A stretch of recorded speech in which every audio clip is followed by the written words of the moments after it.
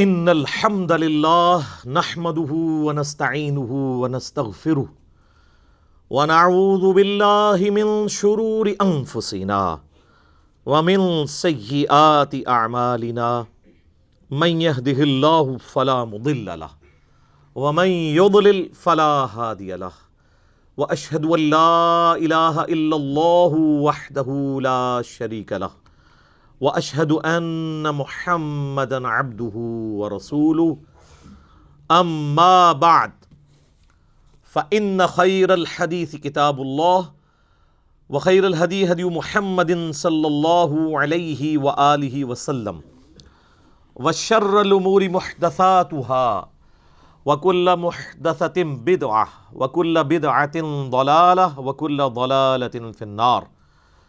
اعوذ باللہ السمیع العلیم من الشیطان الرجیم من ہمزہ ونفخہ ونفثہ بسم اللہ الرحمن الرحیم. رب اشرح لی صدری ویسر لی امری واحلل عقدۃ من لسانی یفقہوا قولی. بسم اللہ الرحمن الرحیم. ان اللہ وملائکتہ یصلون علی النبی یا ایہا الذین آمنوا صلوا علیہ وسلموا تسلیما. اللہم صل علی محمد وعلی آل محمد کما صلیت علی ابراہیم وعلی آل ابراہیم انک حمید مجید. اللہم بارک علی محمد وعلی آل محمد کما بارکت علی ابراہیم وعلی آل ابراہیم انک حمید مجید. اللہم ربنا آتنا فی الدنیا حسنة وفی الآخرة حسنة وقنا عذاب النار. لا الہ الا انت سبحانک انی کنت من الظالمین.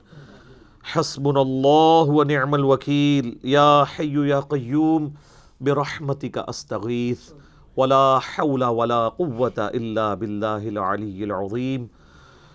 ربنا آتنا من لدنک رحمة وهیئ لنا من امرنا رشدا.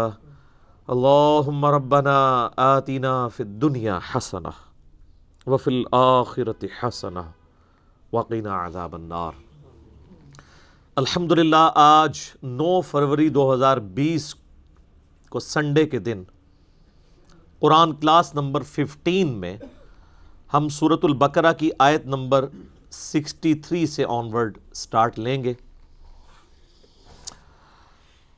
میں نے سورۃ البقرہ کے تعارف میں بتایا تھا کہ پہلے 9 رکوع جو ہیں وہ سابقہ امت مسلمہ بنی اسرائیل پر اللہ تعالیٰ نے مقدمہ قائم کیا ہے اور ان کی خرابیوں کو ہائی لائٹ کیا ہے کہ تم نے یہ کیا اس کے بدلے میں نے تمہارے ساتھ یہ کیا، تم نے یہ کیا میں نے یہ کیا. اور یونیورسل ٹروتھ اللہ تعالیٰ کی طرف سے ریویل ہوئے کہ جو بھی اس طرح کرے گا، انبیاء کی دعوت سے روگردانی کرے گا، اس کے اوپر میرے عذاب کا کوڑا اسی طریقے سے برسے گا. اور اس میں یہ دعوت تھی موجودہ امت مسلمہ یعنی امت محمدیہ صلی اللہ علیہ وآلہ وسلم کے لیے کہ تم کوئی زیادہ لاڈلے نہیں ہو. اگر تم نے بھی ہمارے محبوب صلی اللہ علیہ وآلہ وسلم کی تعلیمات سے روگردانی کی تو اللہ اس چیز کا کوئی لحاظ نہیں کرے گا کہ تمہاری نسبت کس کے ساتھ ہے. اللہ کے عذاب کا کوڑا تم پر بھی آئے گا. میں نے کئی دفعہ عرض کیا ہے کہ غزوہ احد وہ غزوہ تھا جس میں اللہ تعالیٰ نے نبی علیہ السلام کو پہلے یہ بشارت دے دی تھی کہ فتح مقدر ہے. اس کے باوجود صرف 35 صحابہ کرام کی نافرمانی کی وجہ سے اللہ تعالیٰ نے فتح کے بعد مسلمانوں کو شکست سے دوچار کروایا. 70 صحابہ شہید ہوئے، حتیٰ کہ اللہ کے محبوب صلی اللہ علیہ وآلہ وسلم کے اپنے مبارک دانت شہید ہو گئے. آپ کی شہادت کی خبر مشہور ہوگی اسی وجہ سے کیونکہ آپ کا خون اتنا نکلا کہ آپ بلڈ پریشر لاس ہونے کی وجہ سے بے ہوش ہو گئے. اس پہ میں ایک تلخ جملہ بولتا ہوں کہ اللہ کے محبوب صلی اللہ علیہ وآلہ وسلم اس دنیا میں موجود ہوں تب بھی اگر ان کے فالورز ان کی نافرمانی کریں تو اللہ تعالیٰ ان کی نسبت کا کوئی خیال نہیں رکھتا. اللہ تعالیٰ کی تلوار جو ہے وہ بالکل ننگی تلوار ہے. آج جب کہ اللہ کے نبی علیہ السلام دنیا میں موجود نہیں ہے، اس کے باوجود اگر کوئی روح گردانی کرتا ہے اللہ کے نبی علیہ السلام کی تعلیمات سے تو وہ کسی زوم میں نہ رہے کہ اللہ تعالیٰ کے ساتھ کوئی اس کی رشتہ داری ہے. Not at all. تو وہ کئی ایک واقعات ذکر ہو چکے ہیں اس سے پہلی کلاسوں کے اندر. آج بھی کچھ امپورٹنٹ واقعات آئیں گے بنی اسرائیل کی ہسٹری کے, اور ہر واقعے کے بعد پھر ایک یونیورسل ٹروتھ آئے گا کہ ان کے ساتھ اس کام کے سبب یہ ہوا. سورۃ البقرہ آیت نمبر 63. اعوذ باللہ من الشیطان الرجیم, بسم اللہ الرحمن الرحیم. وَإِذْ أَخَذْنَا مِيثَاقَكُمْ وَرَفَعْنَا فَوْقَكُمُ الطُّورَ, اور وہ وقت یاد کرو کہ جب ہم نے اے بنی اسرائیل تم سے عہد لیا تھا. عہد کیا لیا تھا وہ آگے آ جائے گا. اور تم پر کوہ طور پہاڑ کو بلند کیا. یہ اللہ کی طرف سے ایک معجزہ ظاہر ہوا کہ کوہ طور پہاڑ اتنا بڑا پہاڑ ہے, وہ ایک سائبان بادل کی طرح ان کے سر کے اوپر آ گیا, اور اللہ تعالیٰ کی طرف سے وحی نازل ہوئی کہ اب تم اپنے پیغمبر کے ساتھ عہد کرو گے, تم ان کا ساتھ دو گے اس دین میں, اس کتاب کو اسٹیبلش کرنے میں, ورنہ یہ پہاڑ تم پہ ابھی گرا کے گرا. آپ ذرا امیجن کریں, اتنا بڑا پہاڑ جب سر پہ آیا ہو تو بڑے بڑے لوگوں کے چھکے چھوٹ جائیں گے. خذوا ما آتیناکم بقوہ, پکڑو اس کو جو ہم نے تمہیں دیا ہے پوری قوت کے ساتھ. یعنی کون سی چیز؟ تورات, انبیاء کی تعلیمات. وَاذْكُرُوا مَا فِيهِ لَعَلَّكُمْ تَتَّقُونَ, اور یاد رکھو ان احکامات کو جو اس کے اندر نازل ہوئے ہیں تاکہ تم تقوی کی روش اختیار کر سکو. اللہ کے حضور کامیابی اسی صورت میں ہے کہ تم تورات کو پکڑو مضبوطی سے اور وقت کے پیغمبر کی تعلیمات پر عمل کرو. ہائے ہائے, ثم تولیتم من بعد ذلک, لیکن اس کے بعد تم نے ہم سے منہ پھیر لیا, منہ موڑ لیا ہم سے. فلولا فضل اللہ علیکم ورحمتہ لکنتم من الخاسرین, اگر اللہ کا فضل اور رحمت تم پر نہ ہوتی تو یقیناً تم نقصان اٹھانے والوں میں سے ہو جاتے. یعنی یہ کہا جا رہا ہے کہ پھر سب کو ہی اللہ ملیا میٹ کر دیتا. عذاب تو آیا, میں نے پہلے بھی بتایا کیسا عذاب نازل ہوا ہے کہ اللہ تعالیٰ کی طرف سے پلیگ کا مرض آیا, لاکھوں یہودی جو ہیں وہ اس طاعون کے مرض میں جو ہے وہ مر گئے. پھر اللہ تبارک و تعالیٰ کی طرف سے قتل مرتد کی سزا آئی, جو 70,000 یہودی ایک دن کے اندر قتل کیے گئے. اللہ تعالیٰ کی طرف سے یہ عذاب کا کوڑا ان پر برسا کہ توبہ کا سبب اب یہی ہے. یہ ساری چیزیں ہوئیں. تو اللہ تبارک و تعالیٰ کو راضی کرنا کوئی آسان کام نہیں ہے. یہ سارے معاملات ہوئے, لیکن اس کے باوجود باقی لوگوں کو اللہ نے بچا لیا. اس کا ہی اللہ ذکر کر رہا ہے کہ اگر اللہ چاہتا تو سب کو ہی تباہ و برباد کر دیتا, لیکن یہ اللہ کے فضل اور رحمت تھا کہ ہم نے پھر تمہیں کھلی چھٹی دی. تمہارے آباء و اجداد نے یہ حرکتیں کی, لیکن جنہوں نے کیا ان کو سزا ملی, باقیوں کو ہم اس طریقے سے آگے لے کر چلے. وَلَقَدْ عَلِمْتُمُ الَّذِينَ اعْتَدَوْا مِنْكُمْ فِي السَّبْتِ, اور تم خوب جانتے ہو ان لوگوں کے بارے میں جنہوں نے ہفتے کے دن کے بارے میں نافرمانی کی تھی. وہ سورۃ الاعراف میں اس کا ذکر آئے گا. میرا یوٹیوب کے اوپر ایک کلپ بھی اپلوڈڈ ہے. یہود پر عذاب کیوں آیا؟ اللہ تعالیٰ نے ان کے اوپر یہ پابندی لگائی تھی کہ پورا ہفتہ وہ شکار کر سکتے ہیں, لیکن سیٹرڈے کا دن ٹوٹلی ڈیڈیکیٹڈ ہے اللہ کے لیے, اور اس دن تم نے شکار نہیں کرنا. لیکن سورۃ الاعراف میں آتا ہے کہ وہ پورا ہفتہ مچھلیاں اس طرح نہیں آتی تھیں جس طرح ہفتے والے دن آتی تھیں, بلکہ وہ ان کی نظروں کے سامنے پھدکتی تھیں. تو کتنا دیر بندہ صبر کر سکتا ہے؟ تو انہوں نے پھر گڑھے کھود لیے ایڈجسنٹ سمندری جھیل کے ساتھ. جب مد و جزر کی وجہ سے پانی چڑھتا تھا ان گڑھوں میں پھنس جاتا تھا, جب پانی اترتا تھا وہ مچھلیاں گڑھے میں آ جاتی تھیں. تو ہفتے دن تو وہ شکار نہیں کرتے تھے, اتوار کو کر لیتے تھے. یعنی انہوں نے ایک ہیلا, ایک بہانہ ڈھونڈا شکار کا. تو اللہ تعالیٰ نے تمہیں خوب معلوم ہے کہ تم میں سے کون سے لوگ تھے, تمہارے آباء و اجداد میں سے, جنہوں نے ہفتے کے دن کے معاملے میں نافرمانی کی, یعنی کتا حلال کرنے کی کوشش کی, جس کو کہتے ہیں ایک چیز اللہ نے حرام کی تھی اس کو حلال کرنے کے لیے ایک ہیلا اور بہانہ گڑا. فَقُلْنَا لَهُمْ كُونُوا قِرَدَةً خَاسِئِينَ, تو ہم نے ان سے کہا تھا کہ جاؤ پھٹکارے ہوئے بندر بن جاؤ. تو وہ سب کے سب لوگ جو اس نافرمانی کے اندر انوالو ہوئے تھے وہ اللہ تعالیٰ کی طرف سے پھٹکارے ہوئے بندر بن گئے. اللہ نے ان کو بندر بنا دیا. وَلِعَوْذُ بِاللَّهِ تَعَالَى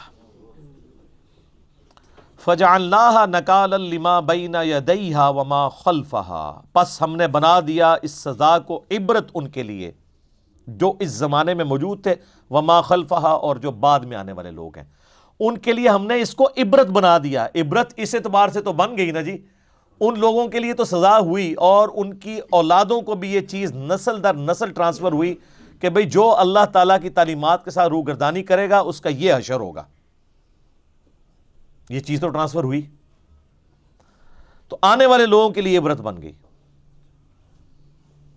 وَمَوْعِظَةً لِّلْمُتَّقِينَ اور ان لوگوں کے لیے نصیحت بن گئی جو واقعی اللہ سے ڈرنا چاہتے ہیں. جو اللہ کے خوف رکھنے والے لوگ ہیں ان کے لیے تو نصیحت بن گئی نا جی, کہ اللہ تعالیٰ کی ایک اتنی لاڈلی امت تھی, اس نے جب وقت کے پیغمبر کی نافرمانی کی تو اللہ نے ان کو بندر بنا دیا. ایک اور جگہ آتا ہے خنزیر بھی بنایا, بولے اعوذ باللہ تعالیٰ. تو یہ یونیورسل ٹروتھ آیا کہ اللہ کی نافرمانی کے سبب اللہ تعالیٰ نے ان کی شکلیں بگاڑ دی. وَإِذْ قَالَ مُوسَىٰ لِقَوْمِهِ اور وہ وقت بھی یاد کرو جب موسیٰ علیہ السلام نے اپنی قوم سے کہا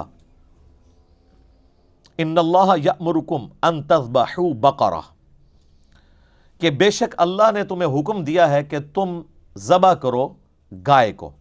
اب یہ وہ گائے والا واقعہ بڑا مشہور آ رہا ہے جس کی وجہ سے اس سورت کا نام بھی سورۃ البقرہ ہے. بقرہ عربی میں کہتے ہیں گائے کو. اور یہ یہاں سے آپ کو بنی اسرائیل کی ایک نیچر کا پتہ چلے گا کہ ان کے اندر کس قسم کی خرابیاں موجود تھیں, جس کو ہم پنجابی میں کہتے ہیں دل بے ایمان تے اجتا ٹیر. اگر آپ کا دل بے ایمانی پہ اترا ہوا ہے, بات ماننے کے لیے آپ تیار نہیں ہیں, تو آپ بڑے جھوٹے ایکسکیوزز بھی ڈیوائز کریں گے کہ جس کی وجہ سے آپ اللہ تعالیٰ کی شریعت کے معاملے میں کوئی بھگوڑا پن اختیار کر سکیں. ابھی کچھ دن پہلے ہی میرا ایک کلپ بھی یوٹیوب کے اوپر اپلوڈ ہوا تھا. کیا علماء سے زیادہ سوالات کرنا حرام ہے؟ اور وہ پلی اس کی لیتے ہیں کہ دیکھیں جی بنی اسرائیل نے بھی وقت کے پیغمبر کو بڑا تنگ کیا, چھوٹی چھوٹی نٹی گریٹیز پوچھیں تو اس کی وجہ سے اللہ تعالیٰ نے ان کے اوپر عذاب بھیجا, اللہ تعالیٰ ان سے ناراض ہوا, تو لہٰذا آپ بھی علماء سے زیادہ سوال نہ کیا کریں. تو میں نے بتایا کہ بالکل یہ اسی طریقے سے جیسے ہم پوچھتے ہیں تراویح کتنی ہے, کہتے ہیں تراوی تو 20 ہوگی, وی پنجابی والا لا لیتے ہیں. بھائی وہ چیز ہی کچھ اور تھی کہ وقت کے پیغمبر کے ساتھ بال کی کھال نہیں اتارنی, مراد یہ کہ وقت کا پیغمبر جو حکم دے اس کو فالو کرنا ہے. اب یہ ٹائٹل نبی علیہ السلام کے بعد کوئی شخص اویل نہیں کر سکتا. اس کے بعد ہر شخص سے پوچھا جائے گا یہ جو تم بات کر رہے ہو یہ اللہ کے نبی کے بیہاف پہ یہ بات کر رہے ہو, یہ تمہاری ذاتی اختراع ہے. اور زیادہ تر کیس میں ان کی ذاتی اختراع ہی نکل رہی ہوتی ہے. اور اسی وجہ سے چونکہ وہ ڈرتے ہیں کہ ہماری بات قرآن و سنت سے ثابت نہیں ہوتی, لہٰذا وہ بہانہ کرتے ہیں کہ یار سوال پوچھنا ہی حرام ہے, اور الٹا گستاخ کہنا شروع کر دیں گے, مفتی صاحب سے بات کرنے کی تمیز نہیں ہے. اور چونکہ جاہل ہوتے ہیں, ان کو ان معاملات کا پتہ نہیں ہوتا. تو میں نے پھر پورا اس کا اپروپریٹ آنسر دیا تھا, اور میں نے قرآن و سنت سے کئی دلائل سامنے رکھے ہیں, وہ یوٹیوب پہ ضرور کلپ میرا دیکھیں. علماء سے زیادہ سوال کرنا حرام, یوٹیوب پہ لکھیں سوالیہ نشان کے ساتھ انجینئر محمد علی مرزا. بڑی کمال کی گفتگو ہے, آپ کو ان کے ہیلے اور بہانے پتہ چل جائیں گے کہ کس طریقے سے آؤٹ آف کانٹیکسٹ سیاق و سباق سے ہٹا کر یہ لوگ چیزیں پیش کرتے ہیں صرف اپنی روٹی روزی چلانے کے لیے. اللہ ماشاء اللہ اچھے لوگ بھی ہوں گے, میرے سے نہیں ایڈریس پوچھنا, مجھے نہیں پتا. اچھا, تو یہاں پر بھی اللہ تعالیٰ فرما رہا ہے کہ ہم نے حکم دیا کہ گائے ذبح کرو. اب یہ گائے کا حکم پتہ کیوں ہوا تھا؟ موسیٰ علیہ السلام جب کوہ طور پر گئے تھے, انہوں نے پتہ نا کہ ایک بچھڑا سونا پگھلا کے, وہ آگے آ جائے گی ڈیٹیل اگلی صورتوں کے اندر, سامری نے بنایا تھا, پھر اللہ نے آزمائش میں ڈال دیا. 70,000 یہودی جو نبی کے صحابہ میں سے تھے, ظاہر ہے ان پہ ایمان لائے تھے, ان کے ساتھی تھے, لیکن نبی صرف 40 دن کے لیے گئے ہیں تو وہ شرک میں مبتلا ہو گئے. یہ شرک اتنی بری چیز ہے. وقت کا پیغمبر فوت نہیں ہوا, زندہ ہے, چند دنوں کے لیے گیا ہے, تو وہ لوگ اس کے اندر انوالو ہو گئے. اب وہ چونکہ بچڑا بنایا تھا تو اللہ تعالیٰ نے ان کے دل سے بچڑے کی محبت نکالنی تھی, گائے کی محبت نکالنی تھی, تو ان کو حکم دیا کہ گائے کو ہی قربان کرو. یہ آپ کو حج اور عمرے کے موقع پہ بال کیوں منڈوائے جاتے ہیں؟ تاکہ اندر کا غرور ٹوٹے. بال سنوارنے کا بڑا شوق ہوتا ہے نا بندے کو, ظاہر ہے ایک حسن کی علامت بھی ہے بال. یہ تو گنجوں سے آپ پوچھیں تو آپ کو پتہ چلے گا کہ بیچارے کیا کیا پاپڑ بیلتے ہیں ان بالوں کے لیے وہ. ٹھیک ہے, تو وہ اللہ تعالیٰ نے پھر نبی علیہ السلام نے 3 دفعہ دعا فرمائی ان کے لیے جو سر منڈواتے ہیں حج اور عمرے کے موقع پہ, اور 1 دفعہ ان کے لیے جو بال چھوٹے کرواتے ہیں. چھوٹے تو آپ نے بہرحال کروانے ہی ہوتے ہیں. اچھا, اب یہاں پر ان کو گائے کی قربانی کا حکم ہوا, تو آپ دیکھیں کہ پیغمبر کے ساتھ گفتگو کس طریقے سے یہ لوگ کر رہے ہیں. قالوا اتتخذونا ہزوا, کہ اے موسیٰ آپ ہم سے مذاق کر رہے ہیں؟ یعنی اب وہ بھاگنے کا ایک ذریعہ ہے کہ اے مطلب سچی سچی کہہ رہے ہو یا ہمیں تو کہتے پہ ہو؟ پیغمبر مذاق کرتا ہے؟ دین کے احکام جب وہ سکھا رہا ہوتا ہے کہ بھئی اللہ نے حکم دیا ہے تو اللہ نے کوئی مذاق کرنا ہے پیغمبر کے فالورز کے ساتھ؟ قال اعوذ باللہ ان اکون من الجاہلین، تو موسیٰ علیہ السلام نے کہا میں اللہ کی پناہ میں آتا ہوں ایسی جاہل قوم سے۔ یعنی آپ دیکھیں کہ پیغمبر کو مانے ہوئے ہیں، اس کے باوجود حرکتیں دیکھیں۔ اب کئی لوگوں کے دماغ میں یہ، جن لوگوں کو وہ غلط پٹیاں پڑھا دی ہوئی ہیں نا کہ وہ صحابہ کرام تو معصوم ہوتے ہیں اور الصحابۃ کلہم عدول، وہ تو مطلب یہ ہے کہ حدیث روایت کرنے میں وہ عدول ہیں، باقی تو عام انسانوں کی طرح ہی ہوتے ہیں۔ اب یہ سارے صحابہ ہی ہیں نا جو موسیٰ علیہ السلام کے ساتھ کر رہے ہیں، تو اس میں کوئی توہین والی بات نہیں، انسان انسان ہے۔ ہمارے نبی علیہ السلام کے صحابہ کے بارے میں قیامت تک کے لیے سورۃ الجمعہ کی آیات آ گئی ہیں قرآن کے اندر، اس کو آپ ضعیف بھی نہیں کر سکتے کہ نبی تمہیں خطبے میں اکیلا چھوڑ کے چلے گئے جب انہوں نے دنیا کا مال دیکھا۔ تو بخاری مسلم میں حدیث موجود ہے، وہ ایک قافلہ آیا تھا، وہ سب لوگ حضور تقریر کر رہے ہیں تو اٹھ کے چلے گئے سوائے چند لوگوں کے۔ آپ کو کہ سورۃ الجمعہ کی آیات ہی نہیں پڑھنی چاہیے، گستاخی ہو جائے گی، تو اپنی عقل کا علاج کروائیں۔ اس سے بڑی چیزیں موجود ہیں کہ انبیاء کی غلطیوں کا ذکر قرآن میں ہے، وہ تو اس سے بڑی گستاخی ہے۔ صحابہ تو شاید کوئی نہیں انبیاء کے مقابلے میں۔ حضرت آدم کی غلطی کا بیان، موسیٰ علیہ السلام کی غلطی کا بیان، نوح علیہ السلام کی غلطی کا بیان، ابراہیم علیہ السلام کا بیان۔ تو اب موسیٰ علیہ السلام نے کہا میں ان جاہلوں سے اللہ کی پناہ میں آتا ہوں۔ تو اب انہوں نے کہا قالوا ادع لنا ربک یبین لنا ما ہی، انہوں نے کہا اپنے رب سے پوچھ کر بتائیں کہ وہ گائے کس قسم کی ہو۔ بھئی اللہ حکم دے رہا ہے کہ ایک گائے قربان کر دو، کوئی سی بھی گائے لو قربان کر دو۔ یہ اب بال کی کھال اتار رہے ہیں اور اپنے لیے پھر مشکل کھڑی کر لی۔ قال انہ یقول، تو انہوں نے فرمایا کہ اللہ تعالیٰ فرماتا ہے انہا بقرۃ لا فارض ولا بکر، کہ کوئی بھی ایک گائے ہو جو نہ زیادہ بوڑھی ہو نہ بالکل چھوٹی عمر کی ہو، درمیانی سی کوئی گائے لو، اس کو قربان کر دو۔ عوان بین ذالک، درمیانی عمر کی، ان دونوں کے درمیان، بوڑھی اور جوان کے درمیان۔ ففعلوا ما تؤمرون، جو حکم ہوا ہے اس کو پورا کرو۔ اس کے بعد تو اب کوئی گنجائش نہیں تھی نا کہ بھئی آپ کہا ہے کہ پورا کرو، اب کیوں اس کی بال کی کھال اتارتے ہو؟ اب وہ اس لیے اتار رہے تھے کہ ان کے دل میں بچھڑے کی محبت تھی اور تحت الشعور میں بیٹھی ہوئی تھی، وہ نکل نہیں رہی تھی، وہ چاہتے تھے کہ کوئی اور ہی حکم نازل ہو جائے، یہ ٹال جائے۔ قالوا ادع لنا ربک یبین لنا ما لونھا، وہ کہنے لگے کہ آپ اپنے رب سے دعا کریں اور پوچھ کے بتائیں کہ اس کا رنگ کیسا ہو۔ ہائے صدقے۔ قال انہ یقول انہا بقرۃ صفراء، وہ کہنے لگے کہ اللہ تعالیٰ نے وحی کے ذریعے مجھے یہ بتایا ہے کہ وہ ایسی گائے ہونی چاہیے جو شوخ زرد کلر کی ہو، گولڈن کلر کی، جس طرح کا وہ سونے کا بچھڑا بنایا ہوا تھا۔ اب وہی چیز جو ان کے دماغ میں تھی نا کہ ہم نے نہیں کرنی، اللہ نے وہی کہا کہ ہاں ابھی وہ گولڈن کلر کا بچھڑا بنایا سی نا، اونوں ہی کون ہے، ٹھیک، اس کلر دی لبو۔ اب شوخ زرد کلر کی گائے آج ڈھونڈنی پڑ جائے آپ کو تو مصیبت پڑ جائے گی، بڑی مشکل سے پھر ملے گی۔ فاقع لونھا تسر الناظرین، وہ ایسی اس کی رنگت ہو کہ دیکھنے والے کا دل خوش ہو جائے ایک بار دیکھ کے، آئے ہائے کیا گولڈن کلر کی گائے ہے، خوبصورت۔ اچھا، قالوا ادع لنا ربک، تو انہوں نے کہا کہ اپنے رب سے یہ پوچھ کے یہ بھی بتائیں یبین لنا ما ہی، کہ وہ کس قسم کی ہو، کھول کر ذرا بتائے۔ اور کتنی کھول کے دسیا جائے جی، کنہ نو اور کھولے آ جائے۔ ہم ان کو بتاتے یار دیکھیں قرآن میں لکھا ہوا ہے ایاک نعبد و ایاک نستعین، وہ کہتے ہیں نہیں تھوڑا اور بتائیں نا، اور کیا کریے بھئی، جو لکھا ہوا ہے وہ کرو۔ وہ اصل میں بابوں کو پکارنا چھوڑنا نہیں چاہتے، تو وہ بال کی کھال اتارتے ہیں۔ اچھا جی سنی ہے، جی سنی ہے، سنیوں کی حدیث کی کتابیں کون سی؟ جی بخاری مسلم۔ آپ نماز اسی طریقے پہ پڑھ رہے ہیں؟ جی بتائیں کدھر طریقہ لکھا ہے؟ بخاری مسلم طریقہ دکھائیں کہ بھئی رکوع میں جاتے وقت اٹھتے وقت رفع الیدین کرنا ہے۔ وہ کہتے ہیں اس کو چھوڑیں، اچھا یہ بتائیں، یہ کیوں بتائیں، پہلے اس کے اوپر تو عمل کرو۔ وہی بال کی کھال اتارنا، کسی طریقے سے جان چھوٹ جائے، معاشرے سے ٹکرانا نہ پڑے، کیونکہ معاشرے سے ٹکرانا تو مشکل کام ہے۔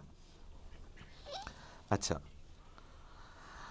تو کہنے لگے کہ پوچھ کے بتائیں نا، ہمیں تو سمجھ نہیں آ رہی. ان البقرہ تشابہ علینا، بے شک ہم پر تو مشتبہ ہوگی بات، ایمبیگوس ہوگی سچویشن کہ کون سی گائے ہو. ان دسو کیڑی گاہ ہو، دس دیتا بھی بھئی نہ بڑی عمر کی ہو نہ چھوٹی عمر کی ہو، کر دو. پھر ان کا رنگ پوچھو، رنگ بھی بتا دیا. اب اس میں سے کیا نکالنا ہے اب اور کہ اس کے جسم پہ کتنے بال ہوں، یہی رہ گیا نا پیچھے. ٹھیک ہے نا جی، کیا کھاتی ہو یہ. اچھا، وَإِنَّا إِن شَاءَ اللَّهُ لَمُهْتَدُونَ، اور بے شک اللہ نے چاہا تو ہم ضرور ایسی گائے تلاش کر لیں گے. اللہ سے ذرا پوچھ کے بتائے وہ ہو کس قسم کی. یہ ان سے ایک انجانے میں عقل مندی ہو گئی کہ انہوں نے انشاءاللہ بول دیا. اگر یہ انشاءاللہ نہ بولتے نا تو عذاب ہی آنا تھا، گائے نہیں تھی ان کو ملنی. یہ انشاءاللہ کی برکت ظاہر ہوئی تو انہوں نے کہا بتائیں. اب اللہ تعالیٰ نے پھر ایک اور شرط میں اضافہ کر دیا. قال انہ یقول، تو موسیٰ علیہ السلام نے کہا کہ اللہ تعالیٰ بے شک فرماتا ہے انہا بقرۃ لا ذلول تثیر الارض، وہ گائے ایسی ہونی چاہیے کہ جس کو زمین میں کبھی ہل چلانے کے لیے جودا نہ گیا ہو. بڑی لاڈلی قسم دی گھر دی پلی گاں ہوئے، کبھی اس سے کوئی کام نہ لیا گیا ہو. ولا تسقی الحرث، اور نہ پانی کھیتی کو دینے کے لیے کبھی وہ یوز ہوئی ہو. مسلمۃ لا شیۃ فیہا، اور بے عیب بے داغ ہو، کوئی زخم نہ ہو، کوئی جسم کے اوپر نشان ایسا نہیں ہونا چاہیے، کوئی سینگ نہ ٹوٹا ہوا ہو، کوئی آنکھ اس کی ہر عیب سے پاک ہو. اب ڈھونڈو، یہ تو پھر ہمیں تورات میں اسرائیلی روایتوں میں ملتا ہے کہ وہ پھر ذلیل ہو گئے ایسی گائے ڈھونڈنے کے لیے. آخر میں ایک بوڑھی عورت جو بڑی غریب عورت تھی، اس کی لاٹری نکلی، اس کے پاس وہ گائے ملی اور منہ مانگی قیمت دے کے انہوں نے وہ پھر گائے خریدی. یعنی اگر پہلے گائے انہوں نے آج کے اعتبار سے کوئی 2 لاکھ کی خریدنی تھی تو وہ شاید ان کو پھر 2 کروڑ روپے کی ملی، کیونکہ اب وہ تو اللہ کا حکم تھا. تو اللہ نے اس غریب عورت کی چاندی لگانی تھی تو وہ ہوگی، چاندی کا سونا ہو گیا. تو وہ پھر قال الآن جئت بالحق، انہوں نے کہا ہاں اب آپ نے ہمیں صحیح بات بتائی ہے، انہوں سمجھ آئی کیڑی گاں کرنی ہے. کیونکہ اب سوال بھی ختم ہو گئے تھے نا، جس طرح ہم بھی کرتے ہیں. ہاں جی دسو کیا مسئلہ ہے، کہتے ہیں یہ، میں آگے جواب دیتا ہوں، آگے کرتے کرتے بالکل جب بند گلی میں پہنچتے ہیں نا تو یا تو چیخیں مارتے ہیں، کہتے ہیں یار ٹھیک ہے جی بالکل ٹھیک ہے، نہ میں وابی نہ میں بابی، میں ہوں مسلم علمی کتابی. تو ہم وہاں تک پہنچا کے آتے ہیں. فذبحوها، پس انہوں نے اس کو ذبح کیا. وما کادوا یفعلون، حالانکہ وہ لگتے نہیں تھے کہ گائے قربان کریں گے. یہ اللہ تعالیٰ کہہ رہا ہے کہ کسی پاس نظر نہیں سی آندہ، انہوں نے ہر کوشش کی اللہ سے بھاگنے کی. بہرحال اللہ تعالیٰ نے ان کو ہر بات کا جواب دے کے الٹیمیٹلی جو انشاءاللہ انہوں نے کہا نا اس کی برکت ظاہر ہوئی. اگر انشاءاللہ نہ بولتے تو اللہ نے اپنے نام کی لاج رکھی کہ چلو انشاءاللہ بولا ہے تو پھر اللہ کی مرضی تو ہے تو ہو جائے. وَإِذْ قَتَلْتُمْ نَفْسًا فَادَّارَأْتُمْ فِيهَا، اور یاد کرو جب تم میں سے کسی نے ایک جان کو ناحق قتل کر ڈالا، ایک انسان کو، تو تم میں ایک دوسرے کے اوپر اس کے قتل کا الزام دھرنے لگا. اب قاتل کا پتہ نہیں چل رہا تھا کہ کون ہے. ظاہر ہے اس زمانے میں علم غیب تو کوئی نہیں ہوتا تھا نا، یہ تو بعد کے بزرگوں کو آیا. حالانکہ وقت پیغمبر بھی موجود ہیں، اللہ نے ان کو بھی نہیں بتایا کون قاتل ہے. تو اللہ تعالیٰ نے وہ جو گائے قربان کی تھی نا اس کے ذریعے وہ اگلا معجزہ ظاہر ہوا. واللہ مخرج ما کنتم تکتمون، اور اللہ تعالیٰ ظاہر کرنے والا تھا جو تم چھپا رہے تھے کہ اصل قاتل کون ہے. فَقُلْ نَضْرِبُوهُ بِبَعْضِهَا، تو ہم نے پھر یہ وحی کی موسیٰ علیہ السلام کو کہ وہ جو گائے قربان کی ہے نا اس کے گوشت کا کوئی ٹکڑا اس مردے کے ساتھ ٹچ کرو جس کو قتل کیا گیا ہے، تو وہ وقتی طور پہ مردہ زندہ ہوگا اور بتا دے گا میرا قاتل کون ہے. اب یہ معجزہ ہے، وہ دنیا میں واپس نہیں آیا، بس وہ اس کے ساتھ پھر دوبارہ مر گیا. کذالک یحیی الموتى، بالکل اسی طریقے سے اللہ مردوں کو بھی زندہ کر لے گا. ویریکم آیاتہ لعلکم تعقلون، اور وہ تمہیں اپنی قدرت کی نشانیاں معجزات دکھاتا ہے تاکہ تم سمجھ جاؤ. یعنی انبیاء کرام علیہ السلام کی موجودگی میں اس قسم کے جو معجزات ظاہر ہوتے ہیں، اس سے مقصد یہ ہوتا ہے کہ ان کے ساتھیوں پر حجت آخری درجے میں تمام ہو جائے کہ واقعی اللہ کے پیغمبر ہیں، ان کا ایمان بڑے لیول کا ایمان ہو، کیونکہ انہوں نے تو پیغمبر کے جانے کے بعد اس دعوت کو آگے لے کے چلنا ہوتا ہے. اب پھر ایک اور یونیورسل ٹروتھ آ رہا ہے کہ یہ سب کچھ جس قوم کے ساتھ ہوا ہو، اتنے بڑے بڑے معجزات جس نے دیکھے ہوئے ہوں، اس کو تو اللہ تعالیٰ کے ساتھ روح گردانی والا معاملہ نہیں کرنا چاہیے نا، کم از کم اسے تو زیب نہیں دیتا کہ وہ ایسا کرے۔ ثم قست قلوبکم، اللہ تعالیٰ فرماتا ہے اس کے بعد تمہارے دل سخت ہو گئے، من بعد ذالک، اس کے بعد، فہی کالحجارہ، گویا کہ وہ پتھر ہیں، اتنے سخت دل تم ہو گئے، یعنی اللہ کی وحی سے روگردانی کرتی، او اشد قسوہ، یا پتھروں سے بھی بڑھ کر سخت ہو گئے۔ وَإِنَّ مِنَ الْحِجَارَةِ لَمَا يَتَفَجَّرُ مِنْهُ الْأَنْهَارُ، اور بے شک پتھروں میں بھی ایسے ہیں کہ جن میں سے نہریں بہہ نکلتی ہیں، یعنی اللہ تعالیٰ نے کہا کہ پتھر میں سے پھر بھی پانی نکل آتا ہے، لیکن تمہاری آنکھوں میں کبھی اللہ کی محبت، اس کے ڈر کی وجہ سے آنسو نہیں آئے، اتنے تم پتھر دل ہو گئے۔ پتھروں میں ایسے موجود ہیں کہ جن کے اندر چشمے جاری ہوتے ہیں، یعنی اس کی فزیکل ریزن کوئی بھی ہو، چشمے اللہ نے جاری کر کے انسانیت کی خدمت میں لگایا ہے پتھروں کو، لیکن اللہ تعالیٰ نے ایک، چونکہ یہ ادب کی کتاب ہے، اس کی طرف اس کی تشبیہ بھی کی کہ پتھروں میں سے بھی پانی نکل آتا ہے، یہ انسان تو پتھروں سے بھی گئے گزرا ہے، اور یہ عین ممکن ہے کہ فزیکلی بھی ایسا ہو کہ اللہ تبارک و تعالیٰ نے ہر چیز کی جس طرح فزیکل ریزن رکھی ہوئی ہے، اس طرح اس کی ایک روحانی ریزن بھی اپنی جگہ میں موجود ہو۔ جس طرح میں کہتا ہوں شہاب ثاقب ایک فزیکل فینومینا آف نیچر ہے، لیکن الٹیمیٹلی سائنس بھی یہ کہتی ہے کہ ہم ڈیفائن نہیں کر سکتے کہ کس وقت ایسا ہوگا، اس کا ڈیسیژن کس نے لینا ہے، وہ کہتے ہیں it is physical phenomena of nature, اور اسی کے پیچھے تو گاڈ ہے۔ God is the only explanation of all the physical phenomena in this universe. Tectonic plates کی ڈسٹربنس سے زلزلہ آتا ہے، وہ کہتے ہیں ٹھیک ہے اس کی وجہ سے آتا ہے، لیکن ہم پوچھیں یہ کب ڈسٹرب ہوں گی، آپ پریڈکٹ کر سکتے ہیں؟ اور کون اس کو ڈیسائیڈ کرتا ہے، اس کا ٹائم پیریڈ کیا ہوتا ہے؟ وہ کہتے ہیں اس کی ہم پرفیکٹ کوئی ایسٹیمیشن نہیں دے سکتے۔ آپ کو گلوبل وارمنگ کے اوپر کتنے یہ چیختے رہے، حالانکہ اسی صدی میں جس میں یہ چیخ رہے تھے، پچھلی کئی صدیوں کے سرد ترین سال بھی آئے ہیں۔ اللہ تعالیٰ حفاظت کرنے والا ہے۔ اوزون لیئر برباد کر دی، سوراخ ہو گیا، اب خود بخود ریکٹیفائی ہونی شروع ہو گئی ہے۔ کائنات اللہ نے بنا کے چھوڑ نہیں دی ہے، اس کو چلا بھی رہا ہے۔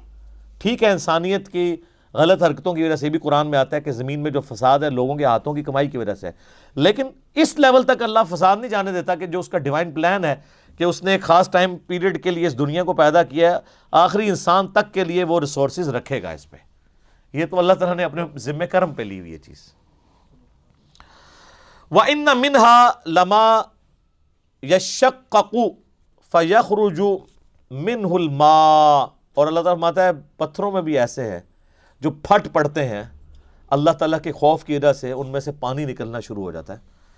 وہ تو سورۃ الاعراف میں بھی آگے چل کے آئے گا نا، لو انزلنا هذا القرآن على جبل لرأيته خاشعا متصدعا من خشیت اللہ، اگر ہم قرآن کسی پہاڑ پر نازل کرتے تو وہ بھی پھٹ جاتا، ریزہ ریزہ ہو جاتا اس کے اثر کی وجہ سے۔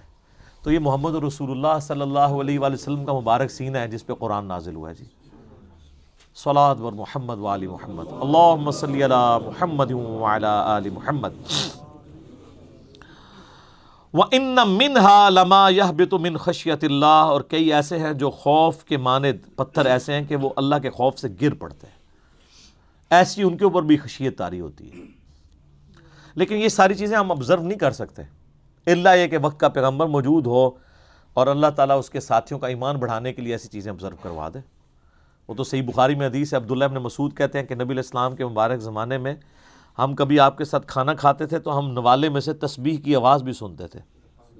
سبحان اللہ، آپ ذرا امیجن کریں نا، جو لوگ اس لیول کے ایمان پر پہنچ چکے ہوں کہ اللہ تعالیٰ ان کو یہ ڈائریکٹ معجزات دکھا رہا ہو، وہی لوگ نبی علیہ السلام کی وفات کے بعد اتنے بڑے فتنے آنے کے باوجود پورے پیشن کے ساتھ اس دین کو لے کے چل سکتے ہیں، کیونکہ ان کو کوئی وہم بھی نہیں تھا اس معاملے میں کہ یہ اللہ کے پیغمبر ہیں اور اللہ نے ان کا غلبہ کروانا ہے۔ ورنہ جو گراؤنڈ ریالٹیز تھیں وہ بالکل سپورٹ نہیں کرتی تھیں کہ سیدنا ابوبکر اتنے محاذوں کے اوپر جنگ کھول لیں، لیکن ان کو یہ یقین تھا کہ هو الذی ارسل رسولہ بالہدی ودین الحق لیظہرہ علی الدین کلہ، اسی لیے ڈٹ گئے اور اللہ تعالیٰ کی غیبی مدد ان کے ساتھ آئی، اور مختصر سی جماعت کے ساتھ اللہ تعالیٰ نے رومن اور پرشین امپائر مسلمانوں کے قدموں میں ڈھیر کروائیں، اور یہ آپ کی زندگی میں نہیں ہوا، ورنہ تو لوگ کہہ سکتے تھے کہ آپ علیہ السلام کا سٹیٹس بھی اسکندر اعظم والا ہے، یا اس کے بعد چنگیز خان والا ہے، نعوذ باللہ، اللہ تعالیٰ نے آپ کی زندگی کے بعد انقلاب برپا کر کے بتایا کہ اللہ کی غیبی تائید ہے اس پیغمبر کے ساتھ.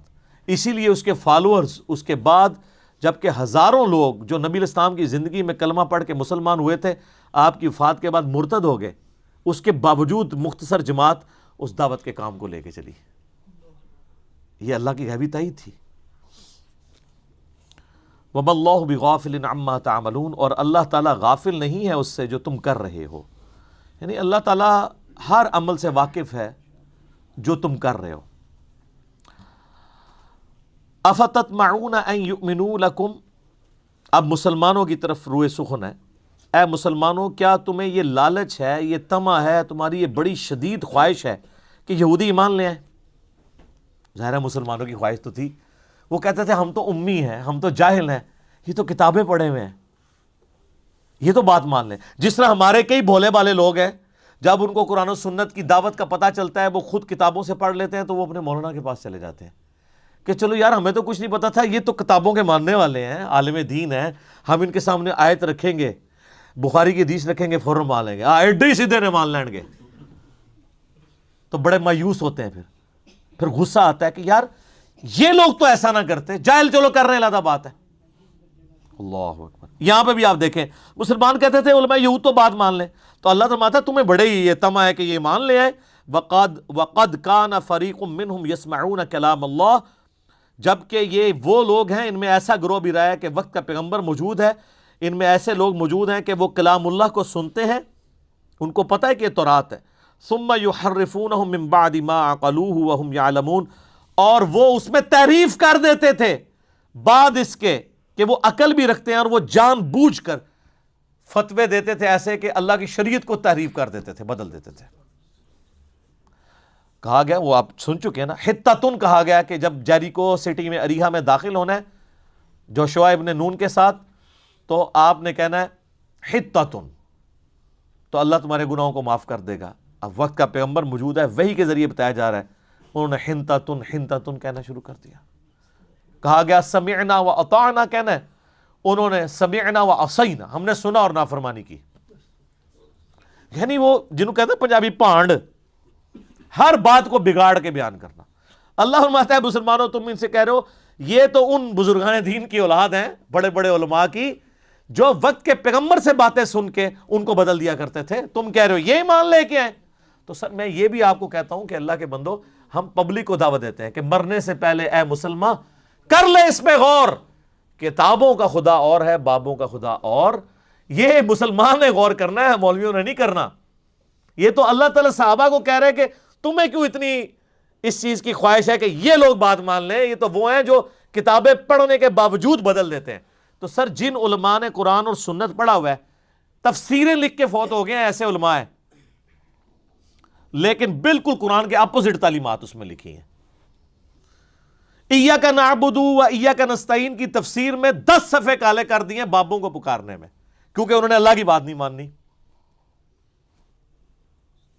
آپ حنفی علماء کی بخاری مسلم کی اگر شروحات اٹھائیں نا، تو جہاں رفع الیدین کی حدیثیں آئیں گی، اللہ معافی دے آپ کو لگے گا کہ ان کو ہاتھ پاؤں پڑ گئے ہیں. حدیث ہوگی 2 لائنوں کی، انہوں نے 20 صفحے کالے کیے ہوں گے کہ کسی طریقے سے یہ بات نہ مانے.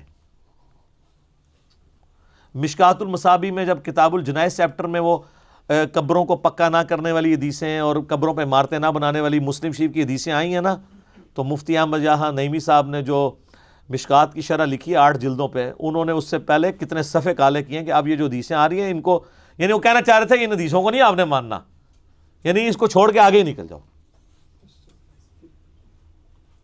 تو یہ ہے جو کلام اللہ کو بدل دیتے ہیں. میں نے بہت بڑی مثال دی تھی حاضر و ناظر کی بحث میں، انہوں نے جال حق کے اندر جہاں جگہ جگہ آیات قرآن میں آئی ہیں نا کہ نبی تم وہاں موجود نہیں تھے تب بھی تم ان واقعات کو منوان بیان کر رہے ہو، یہ اس چیز کا ثبوت ہے کہ تم اللہ کے پیغمبر ہو، تمہارے پاس وحی آئی ہے. اے نبی تم اس وقت موجود نہیں تھے سورہ آل عمران میں جب موسیٰ علیہ السلام کو ہم نے کوہ طور کے پاس پکارا تھا، آپ وہاں پہ موجود نہیں تھے. اب یہ تو حاضر و ناظر کا عقیدہ رکھتے تھے، یہ آیات ان کے خلاف تھی. تو ہر آیت پہ وہ لکھتے رہے کہ اس میں یہ لکھا ہے کہ آپ وہاں فزیکلی موجود نہیں تھے، اس میں یہ نہیں لکھا ہوا کہ آپ وہاں پہ ناظر نہیں تھے، آپ موجود تو اللہ کے پاس سے وہاں سے بیٹھ کے دیکھ رہے تھے کہ موسیٰ علیہ السلام تو وہ دیکھ رہے تھے تو پھر وہی والا تو معاملہ ہی ختم ہو گیا. اور سورہ ال عمران میں آتا ہے جب مریم کی کفالت کے لیے کلمیں ڈالی جا رہی تھی کہ کون مریم کی کفالت کرے گا, یہ طے پایا تھا کہ جس کی قلم پانی کی دھار کے اپوزٹ بہنا شروع کر دے گی, جو امپاسبل ہے بغیر کسی موٹر کے, تو وہ اللہ کی طرف سے غیبی تائید ہوگی. تو حضرت زکریا کی بیٹی تھی, تو تم وہاں پہ موجود نہیں تھے, اس کے باوجود تم یہودیوں سے یہ واقعات بیان کرتے ہو, یہ اس چیز پر ثبوت ہے کہ تم اللہ کے پیغمبر ہو. طالوت اور جالوت کا جو واقعہ سورۃ البقرہ میں آئے گا, اس میں بھی آپ دیکھیں گے اینڈ پہ جا کے اللہ تعالیٰ کہتا ہے یہ ہم جو پورا قصہ بیان کر رہے ہیں اس چیز کا ثبوت ہے کہ تم اللہ کے پیغمبر ہو, تم تو وہاں نہیں موجود تھے نا, تو تم یہ بیان کر رہے ہو. اب یہ ساری چیزیں حاضر و ناظر کی نفی پہ تھیں آیات نا. ایک آیت ایسی ہے قرآن میں سورۃ القصص آیت نمبر 44, جہاں پہ اللہ تعالیٰ فرمایا کہ اے نبی نہ تم وہاں موجود تھے نہ تم دیکھ رہے تھے. تو ان کا وہ وہم بھی ختم ہو گیا, دیکھنے والا نہ حاضر تھے نہ ناظر تھے. اب وہ آیت آئی نا, تو انہوں نے کہا اب یہ تو آیت میرے وہ جو پورے پہلے 50 آیتوں کو میں نے جو اپنے زوم میں ذبح کرنے کی کوشش کی, اس کو کیسے ذبح کروں. تو انہوں نے آیت ہی آدھی لکھی کہ اے نبی تم وہاں موجود نہیں تھے. جو آگے لکھے تھے نا کہ آپ وہاں شاہدین میں بھی نہیں تھے, وہ آیت ہی کاٹ دی اور آدھی آیت لکھ کے کہا کہ اس میں یہ تو لکھا ہے وہاں موجود نہیں تھے, یہ کہاں لکھا ہے کہ آپ دیکھ نہیں رہے تھے, حالانکہ اسی آیت میں لکھا ہوا ہے. سر یہ قرآن کی تعریف ہے کہ نہیں؟ اس کے بعد آپ خود فیصلہ کریں کہ مسلمان یہ کام کر سکتا ہے. تو آپ یہ پڑھتے ہوئے یہ نہ سمجھیے گا یہ سب کچھ علماء یہود کر گئے. اللہ کے فضل سے اسی کسی نے پیچھے نہیں, اسی ورلڈ چیمپئن ہے. ہم سا ہو تو سامنے آئے, کوئی ایسا کام نہیں جو انہوں نے نہ کیا اور ہم نے اس کو اس سے بڑے انداز میں نہ کیا ہو. بخاری مسلم میں حدیث ہے تم میں وہی خرابیاں پیدا ہوں گی, تم بھی اگلے لوگوں کے راستے پہ چل پڑو گے قدم با قدم بالشت بر بالشت, حتیٰ کہ ان میں سے کوئی گوہ کے سوراخ میں داخل ہوا تم بھی وہی کام کرو گے. تو نبی علیہ السلام سے پوچھا کہ اگلے لوگوں سے مراد کیا یہود و نصارہ ہے؟ آپ نے فرمایا وہ مراد نہیں تو اور کون سے لوگ مراد ہیں؟ تو وہی کام کیے. تو اے مسلمانوں تمہیں یہ بڑی خواہش ہے نا کہ ایمان لیں, حالانکہ یہ وہ لوگ ہیں کہ اللہ کا کلام سنا, اس کے بعد اس نے تعریف کر دی عقل رکھتے ہوئے جان بوجھ کر. وَإِذَا لَقُوا الَّذِينَ آمَنُوا, اور جب یہ ملتے ہیں ایمان والوں سے, قَالُوا آمَنَّا, ہم کہتے ہیں ہم ایمان لے کے. یہ منافقین کا ذکر ہو رہا ہے, بزدل ہوتے ہیں نا, ایمان والوں سے کہتے ہیں مومن ہیں. وَإِذَا خَلَا بَعْضُهُمْ إِلَىٰ بَعْضٍ, اور جب علادہ ہوتے ہیں بعض میں خلوت میں, قَالُوا أَتُحَدِّثُونَهُمْ بِمَا فَتَحَ اللَّهُ عَلَيْكُمْ, تو وہ یہ کہتے ہیں کہ کیا تم ان سے ان باتوں کا ذکر کرتے ہو کہ یہ اللہ تعالیٰ کے حضور ان باتوں کو یوز کرے لِيُحَاجُّوكُمْ بِهِ عِنْدَ رَبِّكُمْ, کہ اللہ کے حضور وہ جھگڑا کر سکیں ان باتوں کے اوپر. یعنی صحابہ کرام میں جب یہ بیٹھتے تھے, ظاہر ہے قانوناً تو یہ بھی صحابہ ہی تھے, تو جب صحابہ کرام نبی علیہ السلام کی کوئی عظمت بیان کرتے تھے نا, تو ان میں کوئی بولے بالے قسم کے لوگ تھے, وہ کہتے تھے ہاں تورات میں بھی نبی علیہ السلام کی یہ خوبی لکھی ہوئی ہے. اب وہ جب لادہ ہوتے تھے وہ کہتے تھے یار تمہیں پتہ ہے ہم نے اوپر سے ایمان قبول کیا, تم کیوں مسلمانوں کو بتا رہے ہو کہ حضور کی نشانیاں موجود ہیں؟ یہ تو تمہارے خلاف پھر دلیل کے طور پہ پیش کر دیں گے, تو ان کو نہ یہ باتیں بتایا کرو. جس طرح ہمیں کہتے ہیں تم کیوں لوگوں کو بتاتے ہو کہ بخاری میں حدیث ہے کہ عمار کو ایک باغی جماعت قتل کرے گی, عمار ان کو اللہ کی طرف اور جنت کی طرف بلائے گا, وہ جماعت دوزخ کی طرف بلائے گی, یہ تو شیعہ پکڑ لیں گے. حالانکہ یہ بھول جاتے ہیں کہ یہ بخاری شریف میں لکھی ہوئی ہے, بخاری شریف شیعہ کی کتاب نہیں ہے. یہودی بھی یہی کام کرتے تھے کہ جو نبی علیہ السلام کی پروفیسیز تھی نا, وہ کہتے تھے نہ بتاؤ مسلمانوں کو, یہ تو تمہارے خلاف یوز کر لیں گے. تو اب آپ کو بتا کہ علماء یہود کی جائز اولاد کون سے لوگ ہیں؟ علماء, سیم وہی خرابیاں. افلا تعقلون, کیا تمہیں اتنی بھی عقل نہیں ہے؟ اب اللہ تعالیٰ نے اس کا جواب دیا ہے کہ یہ جو کہانی کرا رہے ہو نا, کہ ان کو نہ پتہ چلے, ورنہ یہ اللہ کے حضور کہیں گے کہ ان کو تو پتہ تھا یا اللہ کہ یہ ان کی کتابوں میں یہ لکھا ہوا ہے, تو انہوں نے کیوں نہیں تیرے پیغمبر کو مانا اور اوپر سے مانا اور اندر سے انکار کیا. اب اللہ تعالیٰ اس کا جواب دے رہا ہے, اولا یعلمون ان اللہ یعلم ما یسرون وما یعلنون, کیا انہوں نے اس پہ بھی کبھی غور نہیں کیا کہ اللہ تعالیٰ سب کچھ جانتا ہے, جو کچھ یہ چھپاتے ہیں جو کچھ ظاہر کرتے ہیں. یعنی اللہ کا انہیں کوئی خوف نہیں ہے. اگر مسلمانوں کو سپوز یہ لوگ نہ بھی بتائیں تو کیا اللہ اپنے پیغمبر کے ذریعے وہ پروفیسیز صحابہ کرام کو نہیں بتا سکتا؟ کیا تم دین حق کو چھپاؤ گے تو اللہ تعالیٰ اپنے پیغمبر کے ذریعے اس کا غلبہ نہیں کروا سکتا؟ اللہ کا خوف رکھو, تم یہ بیچ میں کیوں رنگ میں بھانگ ڈالنے کی کوشش کر رہے ہو؟ ومنہم امیون. اچھا، اور بے شک اللہ تعالیٰ جانتا ہے جو کچھ وہ چھپاتے ہیں جو کچھ ظاہر کرتے ہیں. ومنہم امیون، اور ان میں سے ان پڑھ لوگ بھی ہیں. یعنی یہودی سارے پڑھے لکھے نہیں تھے، ان میں جاہل بھی تھی پبلک. لا یعلمون الکتاب، وہ کتاب کو تو نہیں جانتے. الا امانیہ، سوائے کچھ جھوٹی جو کہانیاں جو ان کے اندر چل رہی ہیں، ان کی وشفل تھنکنگز. وَإِنْهُمْ إِلَّا يَظُنُّونَ، وہ محض اپنے وہم و گمان کے پیچھے چل رہے ہیں. ان کو آگے پھر اللہ تعالیٰ بیان کرے گا کہ یہ وہ امی ہیں، ان پڑھ لوگ ہیں کہ جن کو یہ کہانی انہوں نے کرا دی ہوئی ہے کہ ہم دوزخ میں گئے بھی تو چند دنوں کے لیے جائیں گے، بعد میں اللہ تعالیٰ ہمیں نکال لے گا. اللہ ہمارے جو جاہل لوگ ہیں نا، انہوں نے اپنی خواہشات کو دین کا نام دیا ہوا ہے. اللہ تعالیٰ ویسا نہیں ہے جیسا وہ اللہ کے بارے میں گمان کیے ہوئے. فَوَيْلٌ لِّلَّذِينَ يَكْتُبُونَ الْكِتَابَ، یہ ایک اور یونیورسل ٹروتھ آ رہا ہے. خرابی ہے ان لوگوں کے لیے جو کتاب لکھتے ہیں بِأَيْدِيهِمْ، اپنے ہاتھوں سے.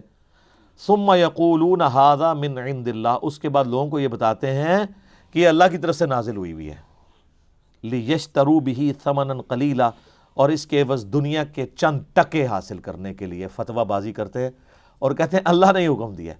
مجھے بتائیں یہ کس کے بارے میں آیت ہو سکتی ہے؟ فتوے کون لکھتا ہے؟ علماء. علماء کی جتنے فضائل قرآن میں بیان ہوئے ہیں نا، علماء سو کے اور علماء حق کے بھی، اتنے آپ کو احادیث میں نہیں ملیں گے. بلکہ پورا تانا بانا ہی علماء کے گرد گھومتا ہے کہ کام ہی انہوں نے ڈالا ہے. اور یہ طبقہ ایسا خطرناک طبقہ ہے کہ یہ وقت کے پیغمبر کو دنیاوی طور پہ فیل کر دیتا ہے. دنیاوی طور پہ حضرت عیسیٰ علیہ السلام کو فیل کیا ہے نا دنیاوی طور پہ. اللہ کے حضور وہ کامیاب ہے، حتیٰ کہ اللہ نے حضرت عیسیٰ کو بھی زندہ اٹھایا ان کی جان بچانے کے لیے. تو قتل کے فتوے نکل گئے تھے. یہ بعد میں عیسائیت تو پھیلی ہے جب کانسٹنٹائن II نے عیسائیت قبول کی ہے، ورنہ حضرت عیسیٰ کی زندگی میں صرف 12 بندے ان پہ ایمان لے کے آئے تھے. حضرت عیسیٰ علیہ السلام اپنی مبارک زندگی میں کوئی کامیاب زندگی انہوں نے نہیں گزاری دنیاوی اعتبار سے. کوانٹیٹیو، کوالیٹیٹیو تو ایک بھی بہت ہے. بخاری میں حدیث ہے قیامت دن بعض انبیاء آئیں گے، ان کے ساتھ 4 امتی، کسی کے ساتھ 3، کسی کے ساتھ 2، کسی کے ساتھ 1، کسی کے ساتھ ایک بھی ایسا نہیں ہوگا جو وقت کے پیغمبر پہ ایمان لایا ہو. تو کیا وہ نبی ناکام ہو گئے؟ نہیں. دنیاوی آپ کے سٹیٹس میں ناکام ہے، اللہ کے حضور کامیاب ہے. نوح علیہ السلام 950 سال محنت کی، صرف 78 لوگ ایمان لے کے آئے. تو کیا وہ نبی ناکام ہو گئے؟ نہیں. دنیاوی طور پہ ضرور آپ کی ڈاکٹرین میں ناکام ہے، اللہ کے حضور تو کامیاب ہے. لیکن اللہ نے تو کوالٹی دیکھنی ہے نا، کوانٹی تو نہیں دیکھنی. تو اللہ فرماتا ہے چند ٹکوں کے عوض یہ لوگ اللہ کی آیات کو بیچتے ہیں اس حوالے سے کہ وہ فتوے لکھتے ہیں اپنی مرضی سے اور کہتے ہیں یہ اللہ کی طرف سے نازل ہوا ہے. یہی ہوتا ہے. یہ آج کل یہ کام آپ کو نظر آئے گا احادیث اور آیات کی تشریح میں. آیت میں کچھ اور بات لکھی ہوگی، تشریح بالکل اس کے اپوزٹ ہوئی ہوگی. اور عام آدمی اتنے سیدھے ہیں، وہ بیچارے سائیڈ پہ حاشیہ جو پڑھ رہے ہوتے ہیں نا، تو وہ سمجھتے ہیں کہ یہ حاشیہ بھی قرآن ہے. ہمیں کئی لوگ فون کر کے رابطہ کرتے ہیں، جی مسلم شریف میں میں نے خود پڑھا ہے.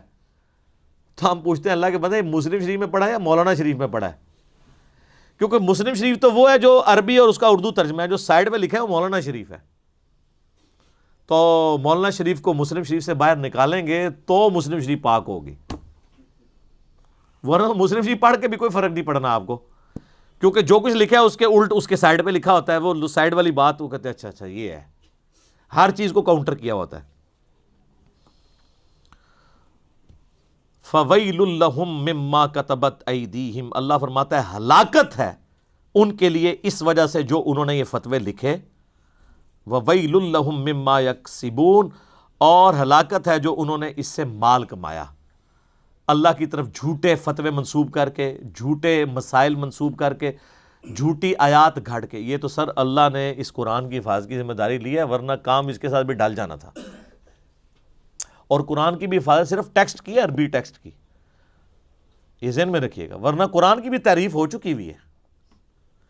سر جب پاکستان میں کروڑوں لوگ ہر نماز میں ایاک نعبد و ایاک نستعین پڑھنے کے بعد بھی بابوں کو پکار رہے ہوں، تو پریکٹیکلی تو انہوں نے قرآن کی تعریف کر دی ہوئی ہے نا. یہ علماء نے ان کو پٹی پڑھائی ہے نا. ورنہ ایک گورا جو نیو مسلم ہو وہ ایاک نعبد و ایاک نستعین پڑھنے کے بعد بابوں کو پکار سکتا ہے؟ وہ سوچ بھی سکتا ہے؟ وہ کہے گا پہلے صفحے پہ لکھا ہے تیری بات کرتے ہیں، تجھی سے مدد مانگتے ہیں، دعا مانگتے ہیں. تو مسلمان کیوں پکار رہا ہے؟ کیونکہ ان کو علماء نے فتوے لکھ کے ان کو گمراہ کیا ہے، قرآن کی تحریف کی ہے۔ قرآن میں یہ لکھا تھا، انہوں نے صفحے کے صفحے کالے کیے، نہیں وہ ایک حقیقی مدد ہوتی ہے، ایک مجازی مدد ہوتی ہے، ایک یہ ہوتا ہے، ایک یہ ہوتا ہے، ہم امی سے روٹی مانگتے ہیں تو کیا یہ شرک ہو جاتا ہے؟ وہ اللہ کے بندہ، مری امی کو کون روٹی مانگتا ہے؟ ایون زندہ امی بھی سامنے نہ ہو کون روٹی مانگتا ہے؟ پاگلو، تم تو یہ کام کر رہے ہو، مثال ہمیں امی کی دے رہے ہو۔ اور اگر اس طرح ہی ہے تو ٹھیک ہے، کوئی مری بھی امی کیا کوئی کسی بابے کو بھی پکار کے دیکھ لے، اس کے سامنے روٹی لا کے رکھ لے، اور زندہ کسی یہودی عیسائی سکھ کو بھی پکار لینا، آپ کے سامنے موجود ہو تو لا کے روٹی سامنے رکھ دے گا، تو اس پھر مشکل کشا منو۔ اسباب کو آپ لے کے غائب میں مدد کے لیے پکار رہے ہوتے ہیں، اور ماشاءاللہ اپنے ناموں کے ساتھ مفتی اور ڈاکٹرز اور یادگار اسلاف ہے، یادگار اسلاف نے وڈے نے بھی یہی کام پائے نے، باقی انہوں دی یادگار ہو، یادگار صحابہ و تابعین نہیں، درمیانے بزرگ، پرانے بزرگ نہیں، درمیانے بزرگ، بہت پرانے بزرگ ہیں۔ کتنے جی؟ 1000 سال۔ سر دین تو 1400 سال پہلے آیا تھا، کوئی صحابہ کرام میں ہے کوئی کتبہ کسی کا یا علی مدد کا تو دکھاؤ، یا شیخ عبد القادر جیلانی مدد کا، وہ ادھر کچھ بھی نہیں ہے جی، ان کو چھوڑ دیں۔ صحابہ کرام کو اڑتے ہو تو دکھاؤ، ہے؟ صحابہ کرام کو کسی کا دل چیر کے تو کچھ جان لیتے ہو تو دکھاؤ۔ یہ ساری مثالیں میں نے بیان کی ہیں نا۔ میں کہتا ہوں جی اگر آپ نے کسی کے ساتھ نیکی کرنی ہے نا، آپ چاہتے ہیں کہ وہ بھی آپ کے ساتھ جنت میں جانے میں کامیاب ہو جائے، آپ کا رشتہ دار ہے، دوست ہے، گھر والے ہیں، مجلس نمبر 100 ضرور دکھائیں انہیں، کتابوں کا خدا اور بابوں کا خدا اور، اس کو پتہ چلے کہ یار کتابیں جس خدا کا تعارف کرواتی تھیں وہ یہ والا خدا نہیں ہے جس کو یہ پوج رہے ہیں، انہوں نے اپنے تخیلات کو خدا کا نام دیا ہوا ہے۔ ہاں دعویٰ بے شک کریں، وہ بھگوان بھی آپ پوچھیں نا، وہ کہتے ہیں ہم ایک گاڈ کو مانتے ہیں، اسی کا بھگوان نام رکھا ہوا ہے، لیکن جو کوالٹی اس کے ساتھ منسوب کر رہے ہیں وہ اس خدا کی نہیں ہے جس خدا نے اپنا تعارف جن کوالٹیز کے ساتھ کروایا تھا۔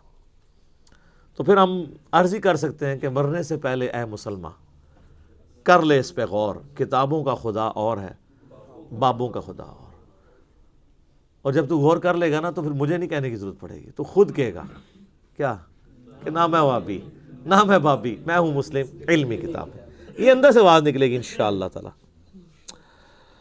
آگئی جی وہ بات جو میں کہہ رہا تھا، امیین، ان پڑھ جاہل لوگ جو باتیں کرتے ہیں، اللہ کے فضل سے اس امت میں بھی جاہل لوگ یہی باتیں کر رہے ہیں۔ وَقَالُوا لَن تَمَسَّنَا النَّارُ إِلَّا أَيَّامًا مَعْدُودَةً، وہ کہتے ہیں ہمیں کبھی بھی آگ نہیں چھو سکتی سوائے گنتی کے چند دن۔ ایویں جیسا آپ کے لوگ نہیں کہتے ایک پھیرا ہی لگے گا، اب قرآن میں تو یہ ہونا چاہیے تھا کہ ہاں ایک پھیرا لگے گا پھر تمہیں ادھر بھیج دیں گے۔ اس کا جواب ذرا اللہ کی طرف سے سنیں، یہ پھیرے والے جو اتنے دلیر لوگ ہیں نا، ان کے بارے میں اللہ تعالیٰ کیا فرما رہا ہے؟ قُلْ اتخذتم عند اللہ عہدا، کیا تم نے اللہ سے کوئی ایسا وعدہ لے رکھا ہے، فلن یخلف اللہ عہدا، کہ اللہ اس وعدے کی خلاف ورزی نہیں کرے گا، ام تقولون علی اللہ ما لا تعلمون، یا پھر تم اللہ پر ایسی بات ڈال رہے ہو جسے تم جانتے ہی نہیں ہو کہ کتنا بڑا جرم کر رہے ہو، اپنی مرضی سے اللہ کے بارے میں یہ بات کر رہے ہو کہ اللہ ہمیں کچھ دنوں کے لیے دوزخ میں ڈالے گا بعد میں چھوڑ ہی دے گا۔ یہ اللہ نے کس جگہ پہ تم سے یہ وعدہ لیا ہوا ہے کہ حضرت صاحب آپ کا ایک پھیرا لگے گا پھر آپ جنت میں چلے جائیں گے؟ تو ظاہر ہے کہ کہیں بھی نہیں لیا ہوا، تو اللہ ہمارا ہے اس کے مطلب ہے اللہ پہ جھوٹ باندھ رہے ہو۔ سر بخاری مسلم کی حدیث ہے، جس نے نبی علیہ السلام پہ جھوٹ باندھا وہ اپنا مقام دوزخ میں دیکھ لے، اور جو اللہ پہ جھوٹ باندھے اس کی انٹینسٹی کا کون اندازہ لگا سکتا؟ ناٹ ایٹ آل، ایسا نہیں ہو سکتا۔ سورۃ الفرقان میں آگے چل کے آئے گا کہ دوزخ تھوڑی دیر کے لیے بھی وقت گزارنے کے لیے بری جگہ ہے اور زیادہ دیر کے لیے بھی بری جگہ ہے۔ کہتے ہیں تھوڑی دیر لگے گی۔ سر مسلم شریف کی حدیث ہے کہ قیامت والے دن اللہ تعالیٰ ایک مفلس بندے کو بلائے گا جس نے دنیا میں پرہیزگاری کی زندگی گزاری ہوگی لیکن روکھی سوکھی کھا کے، بڑا مشکل وقت۔ اللہ فرمائے گا فرشتو اسے ایک ذرا جنت کا پھیرا لگواؤ، ایک جنت کا پھیرا لگے گا، اس کے بعد اللہ پوچھے گا وہ دنیا میں کوئی تکلیف دیکھی؟ کہے گا تیری عزت کی قسم کوئی تکلیف نہیں دیکھی۔ ایک جنت کا پھیرا اس کی ساری تکلیف کو کافور کر دے گا، اور حقیقت بات ہے۔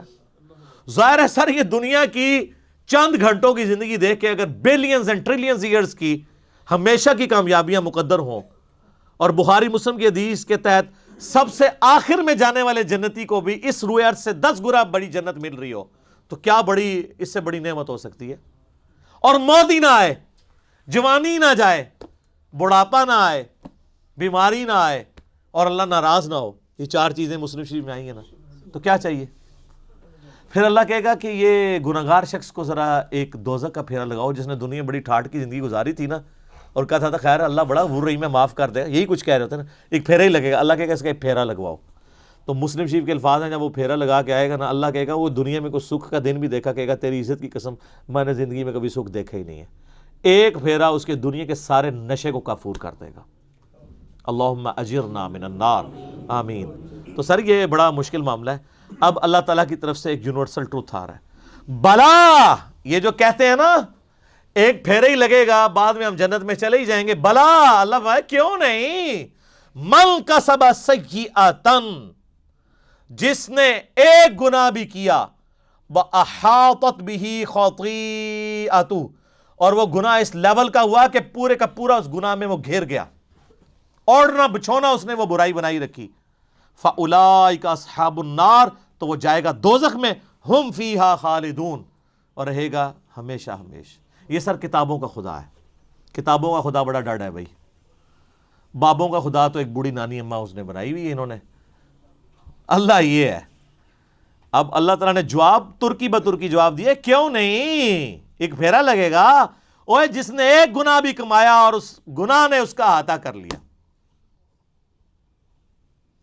تو میرا خیال ہے اس ایک گناہ کا اگر ہم ذکر کریں، اور وہ سب سے بڑا گناہ آلموسٹ 90% زیادہ مسلمانوں میں موجود ہے، نماز چھوڑنا.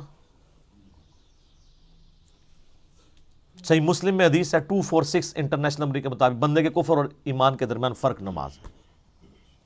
سورہ روم کے اندر آیا وَأَقِیمُوا الصَّلَاةَ وَلَا تَکُونُوا مِنَ الْمُشْرِکِینَ، نماز قائم رکھو، دیکھنا مشرکوں میں سے نہ ہو جانا. اس سے بڑا کوئی گناہ روئے ارض کا نہیں ہے شرک کے بعد نماز کو چھوڑنا. تو یہ ایک گناہ کا بھی جس نے احاطہ کیا ہوا ہے، جس نے اپنے اوپر طاری کیا ہوا ہے.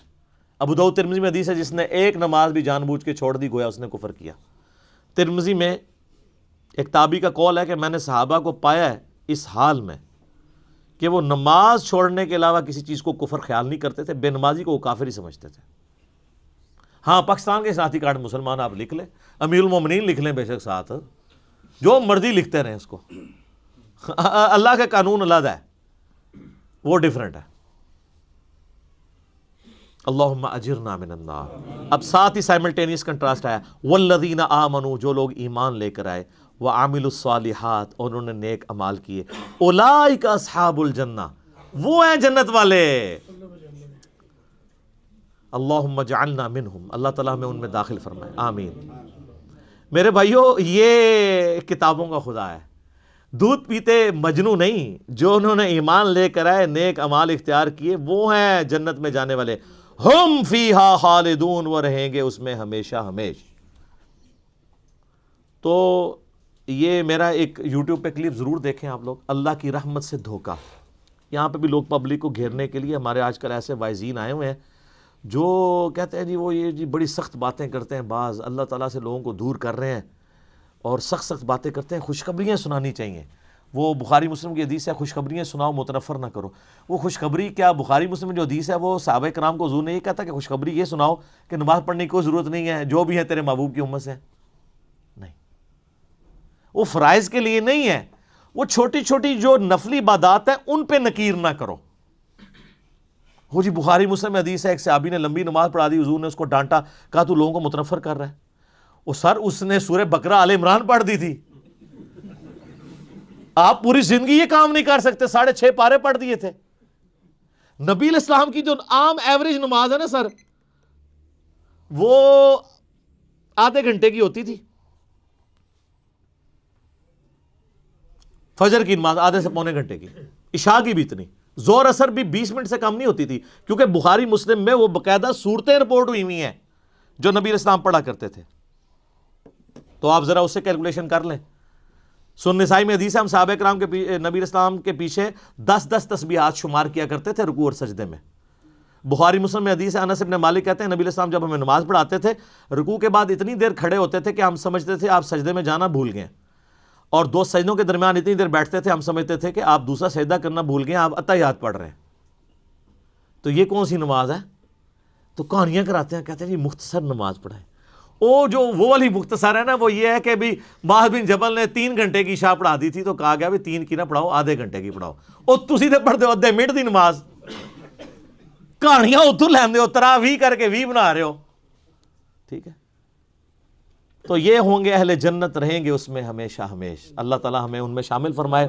اللہم اجرنا من النار، اللہم من احییتہ منا فاحیہ علی الاسلام ومن توفیتہ منا فتوفہ علی الایمان۔ اللہ تعالیٰ سے دعا ہے جو حق بات میں نے کہی اللہ تعالیٰ ہمارے دلوں میں راسخ فرمائے۔ اگر جذبات میں غلطی سے میرے منہ سے کوئی غلط بات نکل گئی، اللہ تعالیٰ ہمارے دلوں سے اسے محو کر دے، دور کر دے، اور ہمیں معاف بھی فرما دے۔ ہمیں کتاب و سنت کی تعلیمات پر عمل کر کے دوسرے بھائیوں تک پہنچانے کی توفیق عطا فرمائے۔ اللہم صلی علی محمد وعلی آل محمد کما صلیت علی ابراہیم وعلی آل ابراہیم انک حمید مجید۔ اللہم بارک علی محمد وعلی آل محمد کما بارکت علی ابراہیم وعلی آل ابراہیم انک حمید مجید۔ سبحانک اللہم وبحمدک، اشہد ان لا الہ الا انت، استغفرک واتوب الیک، وما علینا الا البلاغ المبین۔ جزاکم اللہ خیرا واحسن الجزاء۔